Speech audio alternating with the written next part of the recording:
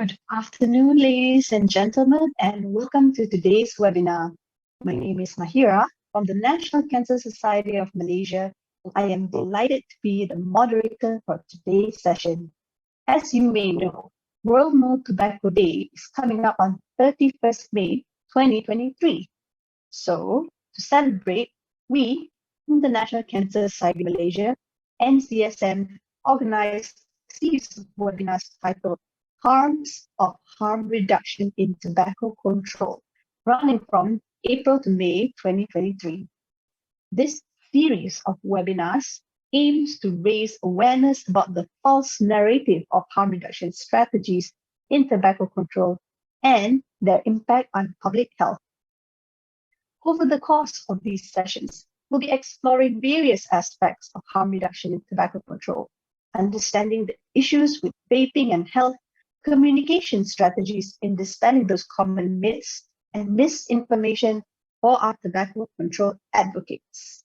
So we have invited representatives who are strong advocates in the field of tobacco control to share their expertise and insights in support of this series of talks. For today's sessions, it is the 6th in this series, and we will be exploring the topic titled Piercing the Veil, Communication Strategies in Dispelling Harm Reduction Myths. Our speakers for today were originally Dr. Murallitharan Munisamy, the Managing Director of National Cancer Society Malaysia, as well as Professor Dr. Lekhraj Rampal, Professor at University Putra Malaysia, and former President of the Malaysian Council for Tobacco Control Malaysia, MCTC. However, due to unforeseen circumstances, both speakers are not able to present today.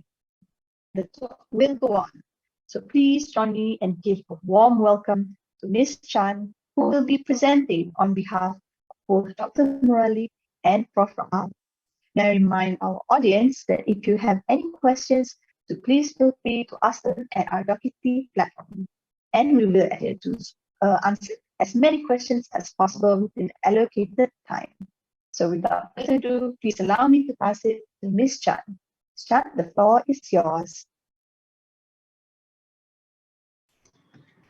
Okay, hi, a very good afternoon to everyone. So just let me to share the screen first.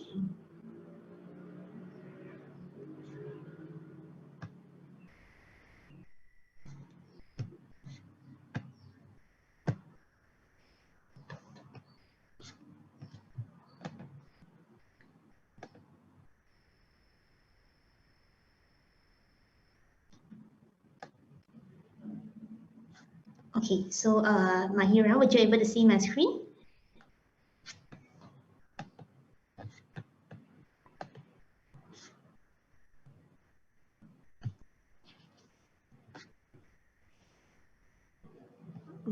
Sharing.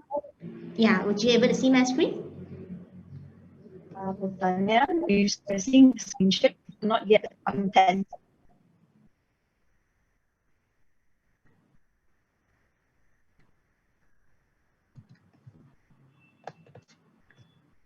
Let's just give it some time. Okay, I can see your screen now and it's sharing. Now, do you able to see the presentation slides? On my end, not yet. I think the slides are loading. Currently, it's still a black screen.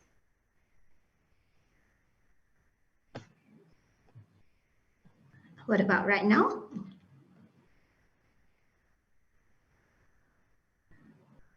Right now, it's still showcasing on screen. Hold on. Okay, let me try. It can be shared. Apologies, audience, for the difficulties.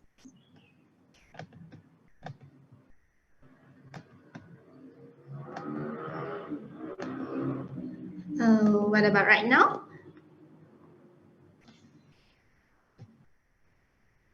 And see the screen with the slides already. It's great. Okay, sure. Okay. Okay, thank you very much, Mahirah. Okay, so sorry for the technical problem right now, just now. Okay, a very good afternoon to everyone. I'm Chan here from the National Cancer Society, Malaysia. So I'm honored to be able to representing on behalf of Dr. Murali to present the topics for today, which is piercing the veil, communication strategies in dispelling harm reduction myths. Okay, so as you may aware, so this is the six topics of this harm reduction in tobacco control series.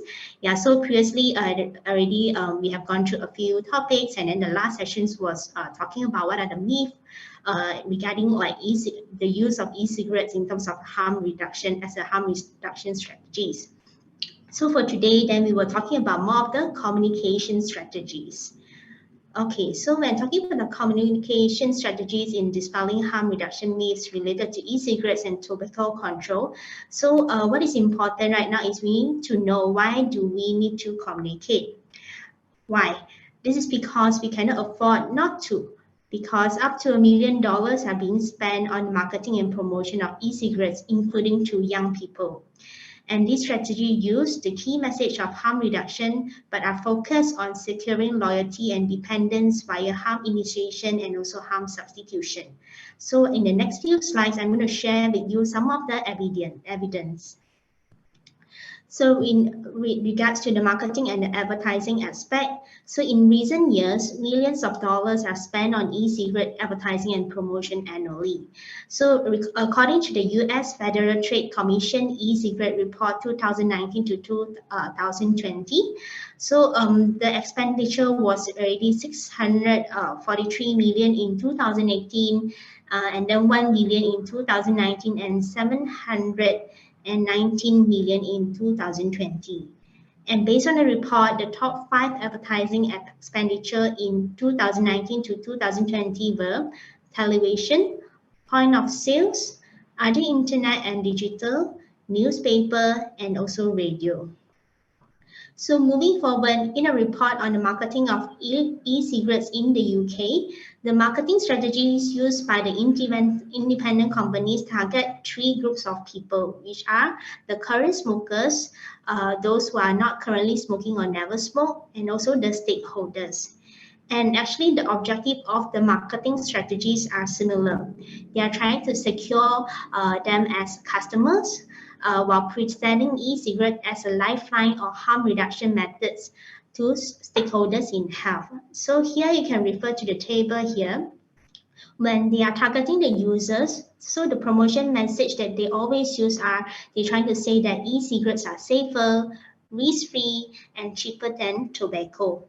When coming to the never user, or those who are currently not using, they are trying to promote the message that it is very cool to use e-cigarette, it's luxurious but affordable accessory. And the aim is trying to maximize the profit through next generation product. But in fact, the reality is for the user is a form of harm substitution, which means they wanted the user to try to start using e-cigarette as an alternative. Whereas when coming to the never user, so the reality is regarding harm initiation, which means they want them to start to use e-cigarette for those that who have not used it before. Okay. Next, when coming to the stakeholders, such as the health professionals and also politicians, the promotion messages are they are encouraged to use this as an alternative solution for users with challenges in quitting, which means they would like the healthcare professionals to promote it, to encourage the patients to use e-cigarette to help them to stop smoking. The aim is as a harm reduction strategy that benefits public health. But in fact, the reality is also more of a harm substitution approach.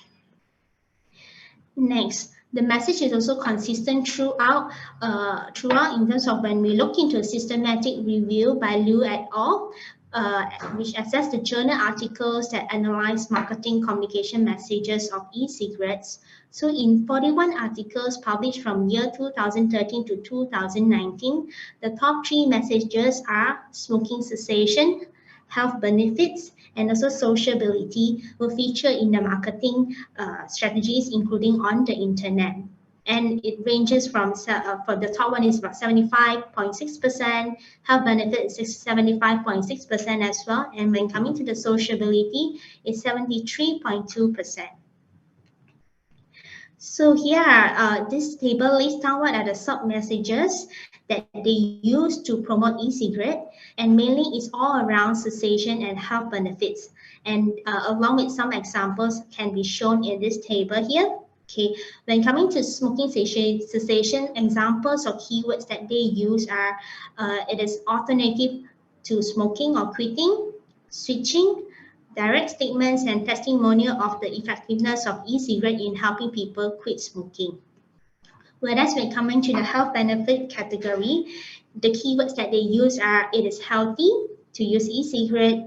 There are long and short-term health benefits. For example, it is cancer-free, breathing, it can help you to breathe better, live longer as compared to the conventional cigarettes, and it's safe and harmless. E-cigarette or its contents are not addictive, and it can be used as a medical product to improve health conditions. And last category is about harm reduction. So it's safer or less harmful than cigarettes for smokers when you use e-cigarette. And it's safer or less harmful than cigarettes for others. For example, there's no secondhand smoke when using e-cigarette. So apart from focusing on health in its messaging, and actually based on the systematic review, it also shows that some of the advertisements are also lack of health and age warnings. And a study on e-cigarette related social media content revealed that health warnings or age restriction were missing from many of the posts. For example, when we're trying to look at the 97 videos on YouTube channel, so there are only 25.8% of them featuring health warnings, and only 43% feature they should display the age restriction. When it comes to Instagram, among the 104 videos, 21.2% feature health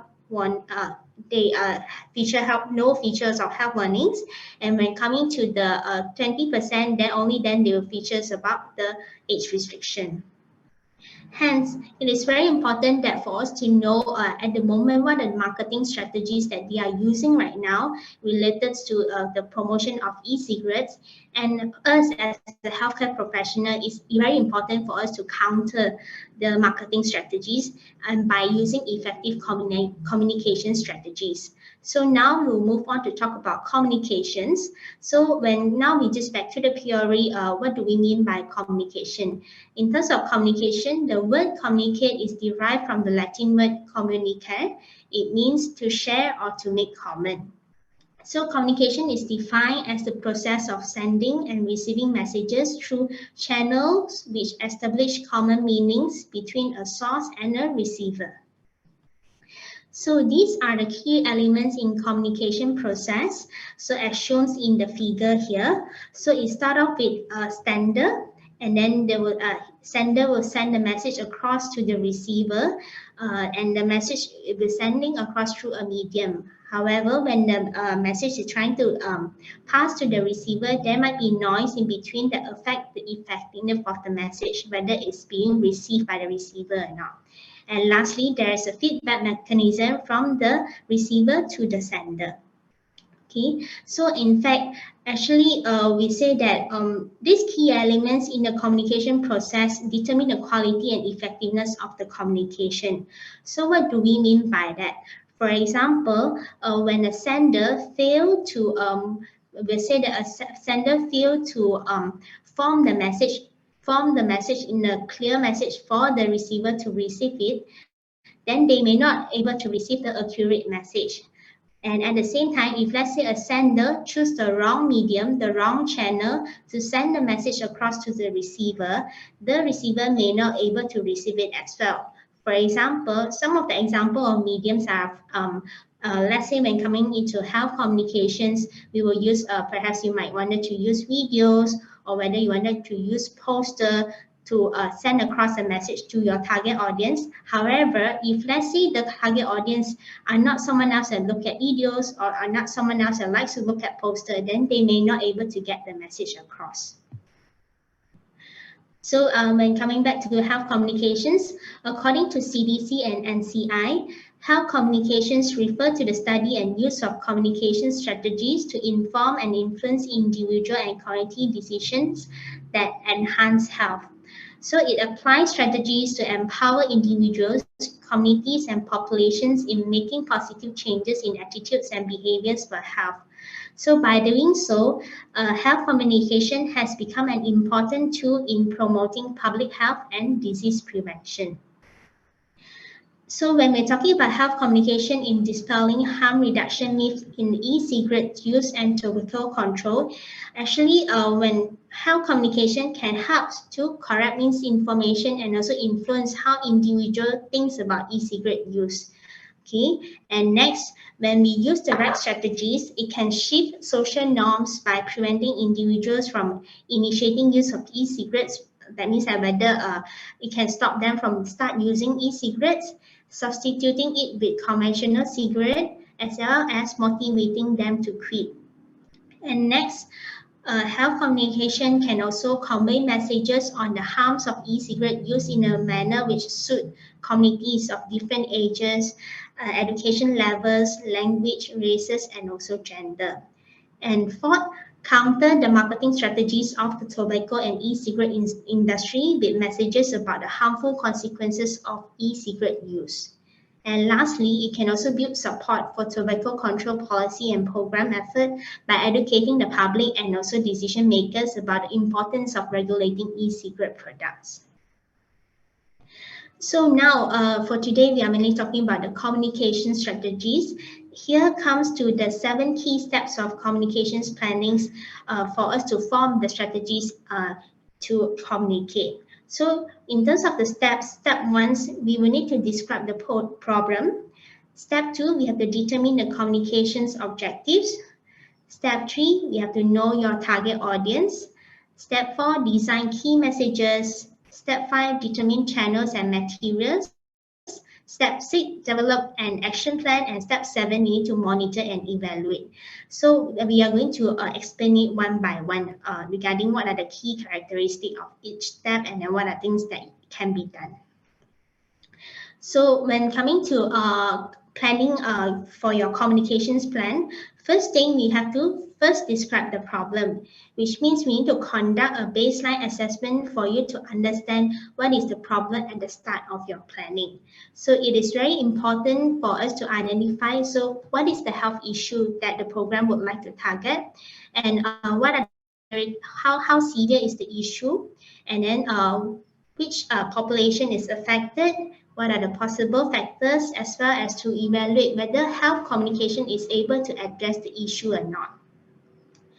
Okay, so here is the situation. For example, you notice that there's an increased number of e-cigarette users in the community setting.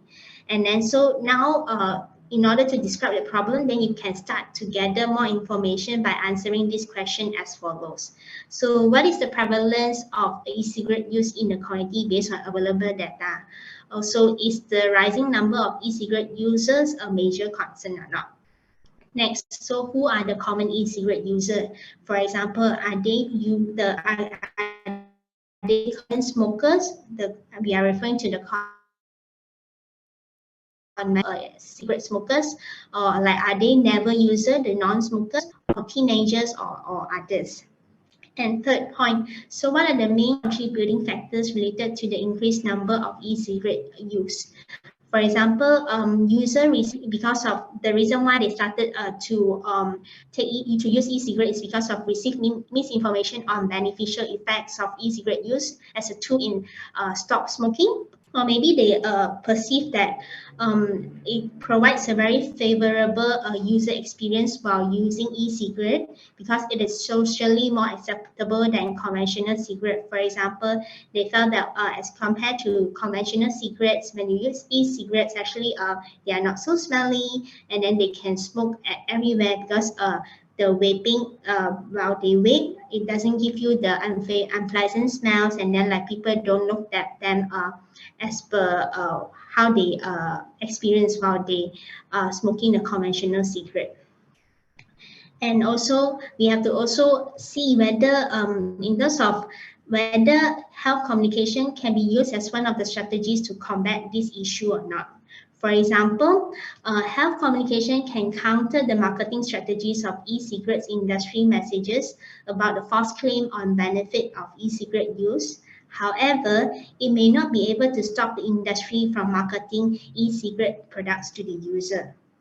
So based on the information that gathered, so this will give us a better understanding of the problem, and also allow us to determine the specific communication objective, who are the target audience, what are the key messages, materials, and channels to communicate. So this is a very important step when it comes to the planning for our communication plans. So next, coming to step 2, which is to determine the communication objectives. So for this one, we will encourage to use the SMART objectives approach as the method in developing a strong objectives, which mean I think this is this method has been widely used in different areas.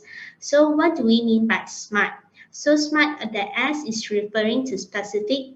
So when we try to develop the objective, it has to be specific enough. You have to specify a specific event or action that will take place to achieve the outcome. And when we are trying to design the objective, try to use specific verbs such as increase, improve, prevent, reduce, or so on to describe the objectives. So moving on, M is referring to measurable. The objective should identify the amount of expected change that will take place and can be measured. So this will determine how you can track the progress and also evaluate the outcome at the end of your program. Next, A is referring to achievable. So objective should be realistic. It is something that can be achieved, and it should be reasonable to achieve within the stipulated timeline by using the selected channels and strategies which will be implemented. R, relevant. Objectives should be logical and also related to the overall program goals and its execution plan. And T, time bound. So a reasonable time frame to expect the changes and outcome to take place should be stated in the objectives. So the following are some of the examples of SMART communication objectives of communication strategies related to e-cigarettes and tobacco control. For example, when we are conducting a face-to-face consultation with a patient, so we can for that session, we can set a SMART objective of, let's say, by the end of the smoking cessation consultation session, we aim to improve the smoker's knowledge related to the harms of e-cigarette use and obtains his consent to start nicotine replacement therapy as a treatment plan for smoking cessation instead. And number 2, if let's say like now the selected communication channel or medium is like conducting a talk, so we can set the objective of by the end of the awareness talk, and the talk is to be conducted in the school setting for teachers, then we can aim to wanted to improve the teachers' awareness and understanding on the harmful effect of e-cigarette use and their roles in preventing e-cigarette use among teenagers in the school setting. And third one will be, let's say it's a campaign. So example of the objective can be by the end of the tobacco control campaign in December 2023, the number of smokers who engage in smoking cessation services in the specific district will increase by 10%. Yeah, so this is some examples of SMART objective. Okay, so now moving forward, we come to step 3, which is know your target audience. So just now we have already talked about you have to describe your problem. Step 2 is to identify your objective. Third one is we have to know your target audience. By researching about your target audience, actually it will guide us to develop a more effective messaging and selections of subsequent communication channels. So it is very important that we have to learn as much as possible about the target audience in order for us to build an audience profile with the information as listed here. First thing, the demographic information, for example, who are you in terms of like their age group, their race, their gender, education level, literacy level, the language that they use, income, and also so on are important information that we should always get when we wanted to know more about our target audience. For example, at the moment, whether e-cigarette are more common among adults with lower socioeconomic status or youth in the targeting population or the targeting community. Next, knowledge, attitude, belief, and behaviors towards e-cigarette and tobacco use. For example, we would also wanted to know at the moment for this group of target audience, what do they know about e-cigarettes, and then what is their behavior in using e-cigarettes, okay, and their attitudes towards it. Next, source of information. For example, at the moment, which platform do they commonly use to get information?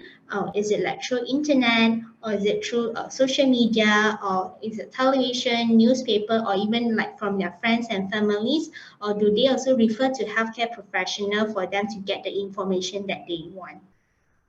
Next, the preferred format of information.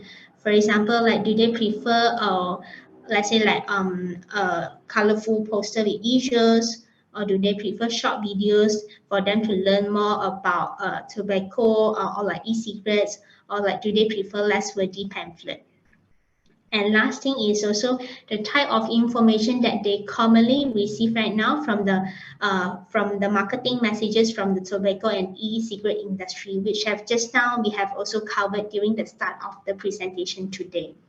For example, messages on e-cigarette is not the same as conventional cigarette, or like let's say like whether they get the message of vaping is cool, vaping is cheaper and more socially acceptable as compared to cigarettes. So these are the information, if these are the things that it has been getting from the tobacco and e-cigarette industry, then we also have to know that later on when we plan our communication, how to counterback all these strategies. Okay. Now, once we know our audience, so it's time for us to design the key messages based on the information that we get. Okay, for example, what do we mean by key messages? So key messages are the main point of information that you would like your audience to know, understand, also very important, you want them to remember. Here's when you're trying to design the key messages which are tailored to specific target audience, it will increase the success rate for the message to reach the intended audience. For example, when we wanted to plan a message is to target on teenagers versus an adult, the approach has to be different, because like I would say like the behavior or like the understanding level are different among different target population. So here are some key elements of effective key messages. For example, it's very important you have to state the issues. Here are some examples here, like for example, we have to say that e-cigarette is as harmful as cigarettes, so that we have to make it clear this is the message that we wanted to bring to our target audience. Next, it has to be relevant to the target audience. For example, when we are using planning message that targeting the young people, the teenagers, then you can use e-cigarette is not cool as you think. Yeah, as a type of message that you can, as an example of the message that you can design. And the third element will be provide specific message which is consistent across all materials and channel. For example, if let's say now we are planning for an awareness campaign, and then we would like to target to educate the public e-cigarette use is harmful. So no matter when you are going to like design the poster, or when you're going to conduct a talks, yeah, so or even though like creating a videos, yeah, all these materials that you use in a campaign, the message must be standardized and has to be consistent across so that people can remember the message. Fourth is to include credible facts. So for example, like whatever information that we put in, it must be evidence-based. And also it has to be consistent, which we are trying to emphasize again and again. And next, we have to include a call to actions. For example, once we deliver the message to them, they need to know what are the next steps they have to do. Yeah, don't let it just stop there. Okay, and after that is to evoke a shared value. For example, some of the message that can evoke a shared value is like everyone has the right to breathe clean air. So this is an example of key message that fits into this element. So when coming to designing the key messages, so communication strategies, we wanted to tell that it can vary greatly across various target population, which just now also we tried to mention. For example, key messages that related to smoking cessation, which target current e-cigarette user as compared to non-user, also we need to use different approach.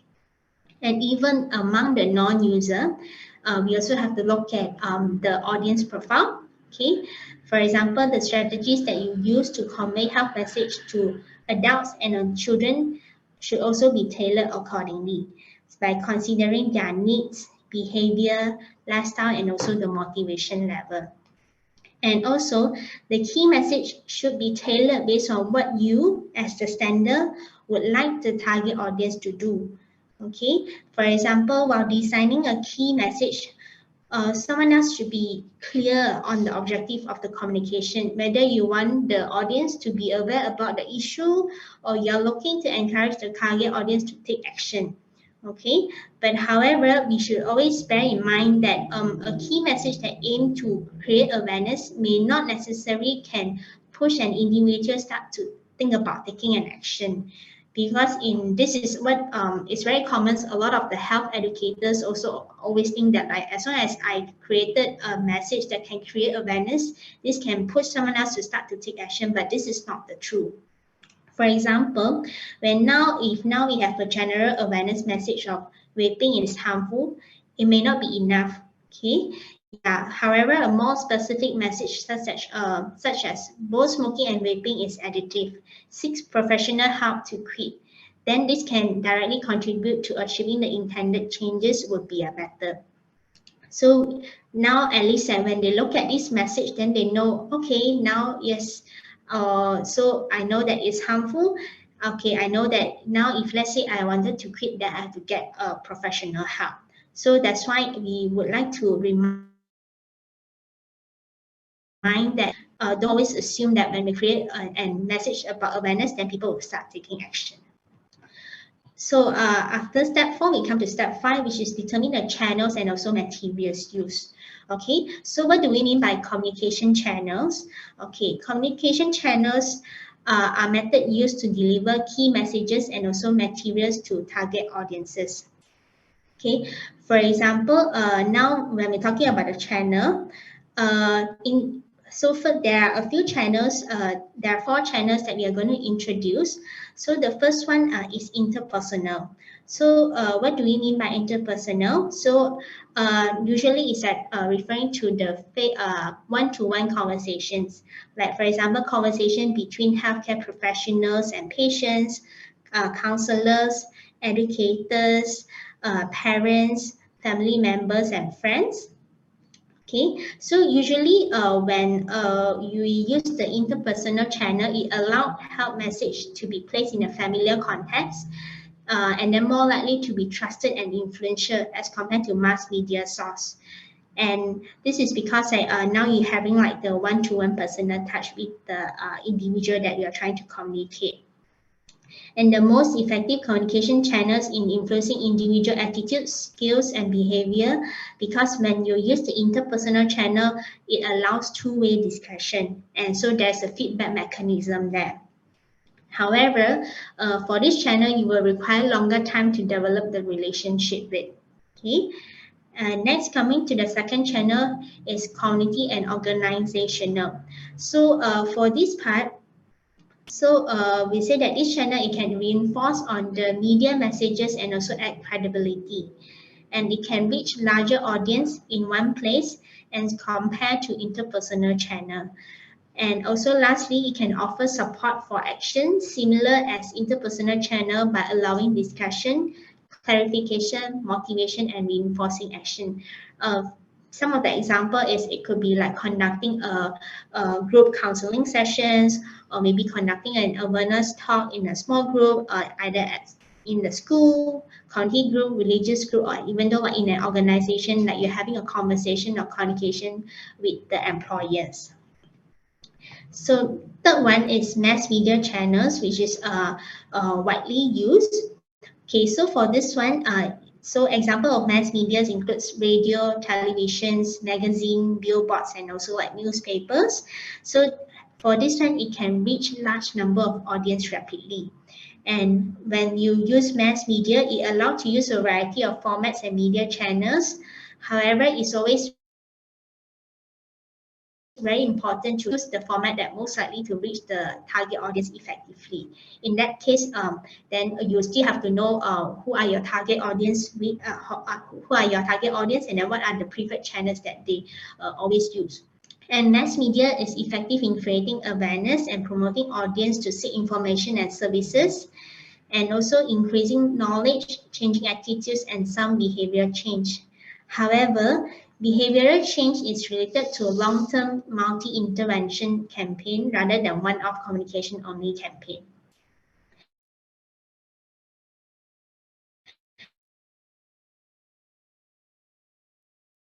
Example like social media platform, messaging platform, chat rooms, and also website.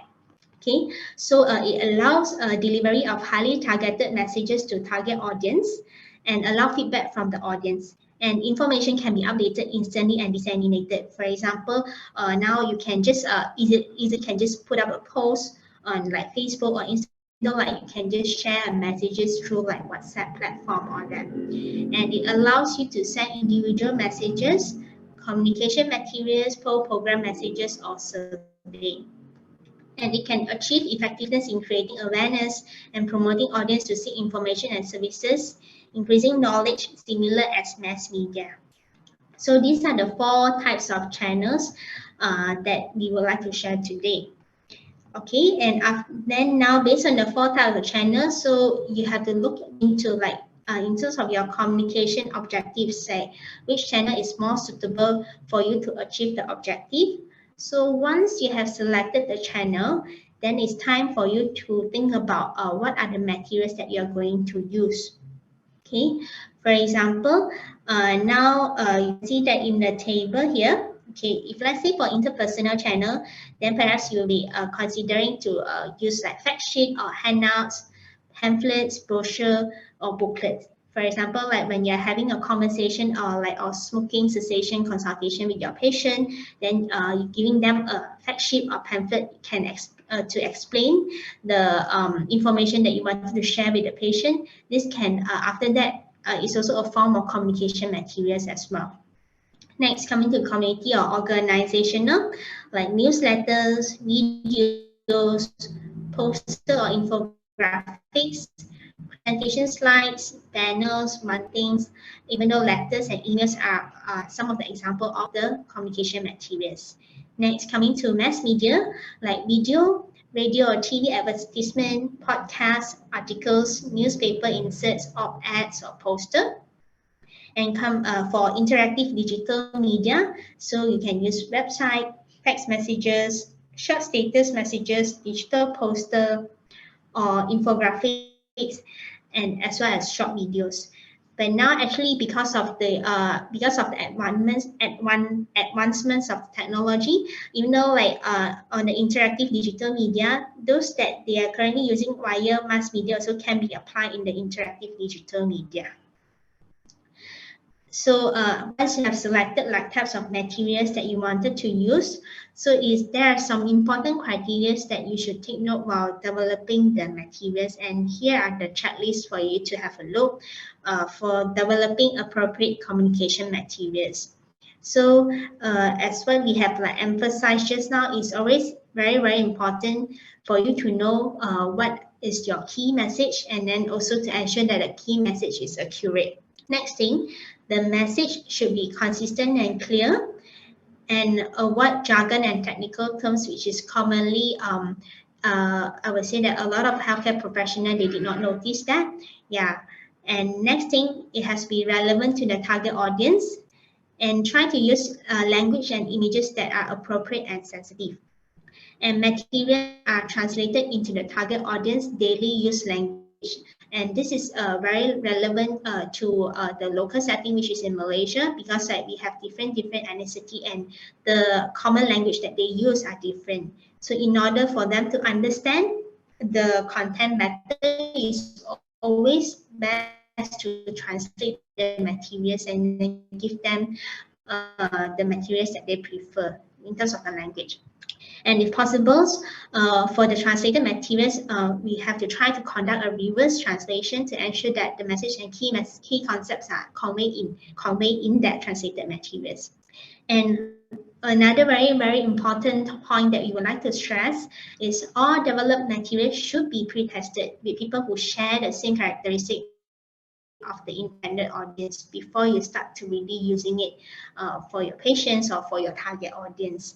And because in fact, like a lot of people out there, they do not test it, and then you do not know whether it's effective or not to convey the message that you wanted to share.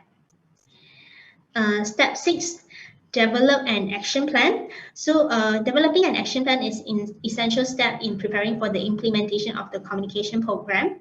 So the action plans will outline the necessary preparation before implementing the communication plan. For example, in the plan, you also have to outline what is the platform that you're going to use, or what are the locations for you to conduct the communication event or activities. The timeline, for example, how frequent you're going to do the activities, and how long is the duration, and what is the expected time frame of the program activities based on the selected communication channel. For example, if let's say your campaign is to post out health messages on social media platform, then you need to determine how frequent are you going to post up the messages. Is it once a week or 2 times a week? So this is what we are referring to, the timeline aspect. Next, equipment and tools. Okay, for example, if let's say you're going to conduct an awareness talk, so perhaps these are some of the tools that you may need. Or let's say you're going to conduct an online talk, then you may need the appropriate software to support that activity. Next, manpower. So the number of human resources required for the program will depends on the scale of the activities or campaign. Let's say now you just need to speak to your patients just for one-to-one consultation, then you just only require you yourself. But however, if you're running an event, for example, in conjunction of a World No Tobacco Day, so you're running a one-day activities, then you may require more people to support the event. Next, coming to the budget. The budget required also depends on the communication channels and also materials which are selected. For example, if let's say you have selected to use mass media, of course you will know that the cost will be very high. But if let's say it's only as simple as using maybe social media platform, or maybe all these free messaging program software, then the cost will be much lower. So lastly is step 7, monitor and evaluate. So it's very important to determine whether the communication strategies are carried out as planned, and to conclude whether the communication strategies has met its communication objectives or not. So that's why we have to also plan how you are going to monitor and also evaluate the program. So here is the checklist on how to develop an evaluation plan. For example, you need to refer back what is the check back what is the communication objective of the plan, who are the target audience, and then what is the data collection method for evaluation, like whether you're going to use observations, or going to use a survey or verbal feedback as a method for evaluation.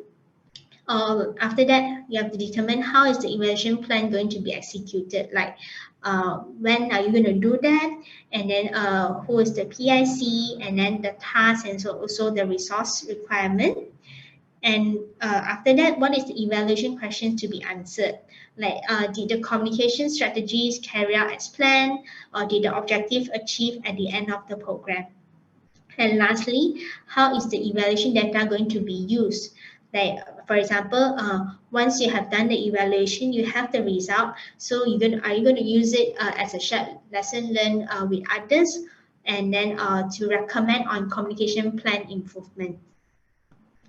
So just now, so we have go through already from what are the 7 key steps of communications planning as the strategies for you to plan for your communications plan.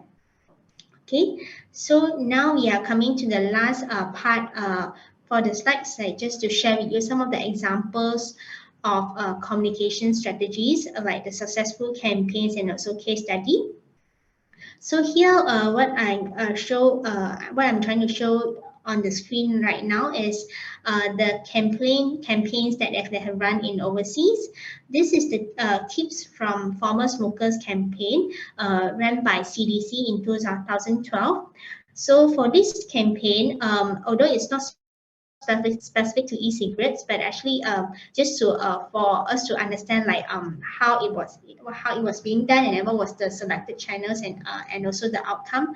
And in fact, it could give us an idea like how we can replicate it in terms of like dispelling the myth related to like the use of e-cigarette in terms of the harm reduction strategies. So for this campaign, they highlighted the tips from adult former smokers about living with tobacco-related disabilities and also disease as motivation to help smokers to quit.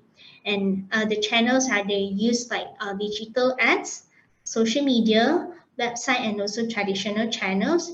And the outcome was 200,000 people called the quit line.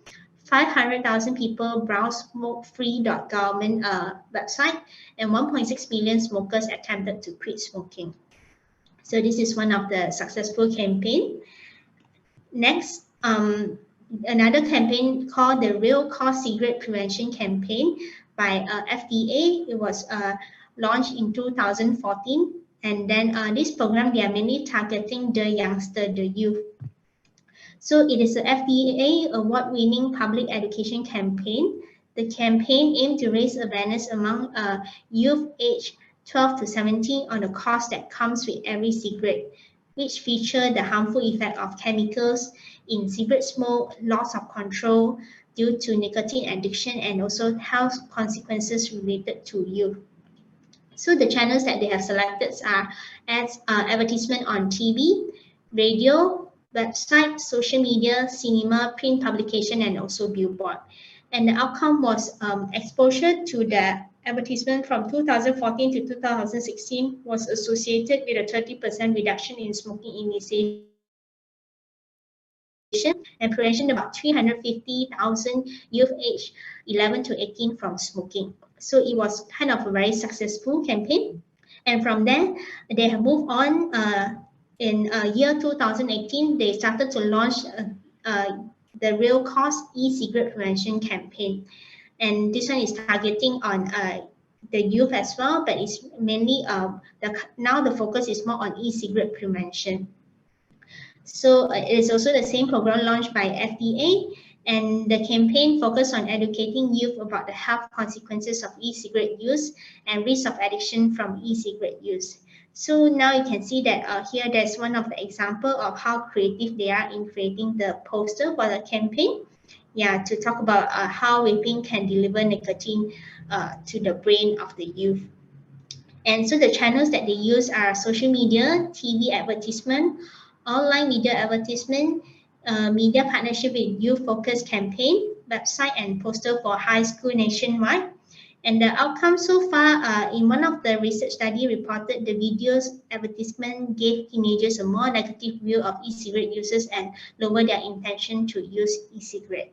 So at the moment, the campaign is still ongoing, so you expect there will be more result, more outcome that will be reported later on. So just now, these are all the examples of like campaigns which are in larger scale. So, but of course, when we're talking about communication strategies in dispelling the harm reduction myth, it doesn't really need to be a very big campaign. Even though a small scale program like conducting a talk, you will still need to plan. Yeah, so here we are just trying to show you a case study on like how to conduct an awareness talk on that talk about harmful effect of e-cigarettes in a school setting. Yeah, and actually here there is a simple worksheet worksheet that has been developed for for us to use, like how to plan for the communication plan. Yeah, and actually it's based on the 7 key steps of the communications plan strategies that we have discussed with you guys just now. So in terms of step 1, we have to know what is the problem. So for example, in this case, then we can fill in like in the worksheet, okay? So a school counselor from the school noticed that there is an increasing trend of secondary school students using e-cigarette. Hence, the school is organizing an awareness talk for teachers to improve their understanding about e-cigarettes and its harm. And so this will be the problem that you can list it down in the worksheet. Next thing, coming to step 2, what is the smart communication objective? Then we can set by the end of the awareness talk, improve the teacher's awareness and understanding of the harmful effect of e-cigarette use and their roles in educating youth in the school setting. And step 3, so who is the target audience? Secondary school teachers. So in step 4, so what are the key messages to deliver? In that case, during the talk, then the determined key messages can be all e-cigarettes are unsafe for youth and teachers should play their role in educating youth about this topic in the school setting. And during the talks, so what are the talking points to cover can be listed it down here. For example, we can explain what e-cigarettes are, why they are dangerous to health, especially for the youth. What are the factors that lead to e-cigarette use among youth? And dispelling the myth about e-cigarette use. And the 5th point could be how teachers can get involved in educating the youth and the school, how the school can support the initiative. For example, maybe conducting like regular spot check in school, whether like the students are bringing the e-cigarettes to school or not, like having counseling sessions for e-cigarette users or conventional cigarette users, informing parents of identified users, and or perhaps also conducting educational sessions for students to prevent initiation.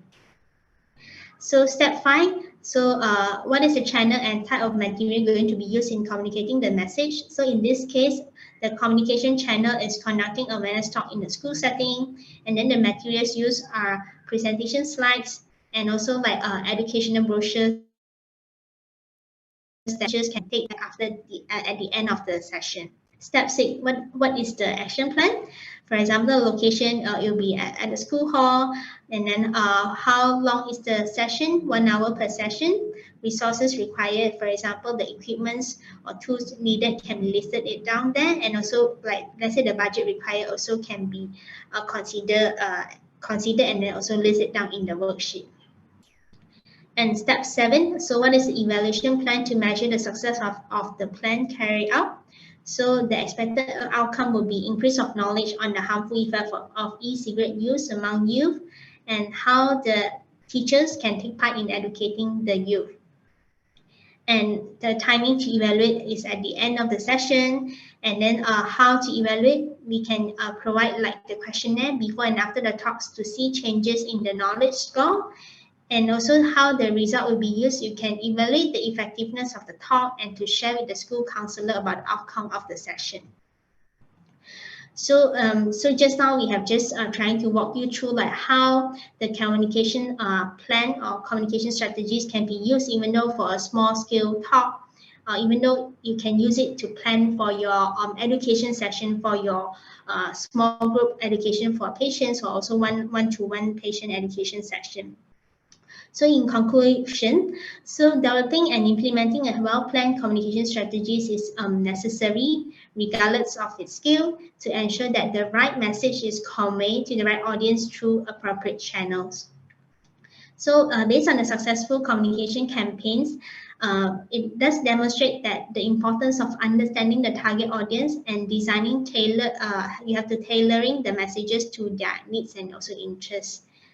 And lastly, by understanding the marketing strategies by the e-cigarette and tobacco industry are really important, and then followed by using evidence-based communication strategies. So healthcare professionals and also tobacco control advocates can effectively engage with their audience and dispel the myth in e-cigarette use and tobacco control. In overall, effective communication is a powerful tool that can promote awareness, change behavior, and also ultimately improve public health outcomes. So with that, I would like to thank you for your attention.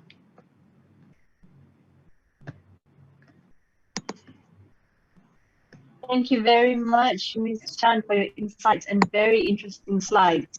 I believe everyone would agree with me that today's session is very informative. Upon checking, we actually do not have any questions from the audience for this time round. So perhaps I could kindly request for Ms. Chan to perhaps just give a very short take-home message for our audience today before we end the session. Okay. I think in terms of the take-home message, but we would like to stress that it's always very important for us to plan any communications that like any communications with the public or even though with the patients, any individuals, because without planning, then we are not sure whether the message can be like effectively shared across or not. Yeah, and next thing is now if looking at the current situation, it's always very important for us to know like what are the messages that shared by the e-cigarettes or the tobacco industry, so that when we try to design the educations or our communication materials and channels, all that, then we can try to counter it back. Yeah. So these are my just short notes that I wanted to share. Yeah. Okay, I think that's great points that you've made today. And so thank you so much everyone for joining us, as that brings us to the end of our webinar. Once again, thank you so much, Christian, for carrying the session today, not just for one, but for both speakers. We hope this webinar has provided the audience with valuable insights and has given better understanding on this important topic. Don't forget to tune in to our next webinar, which is happening tomorrow at the same time, where we will touch on advocating against harm reduction, a societal perspective. Thank you for joining us, and we hope to see you again.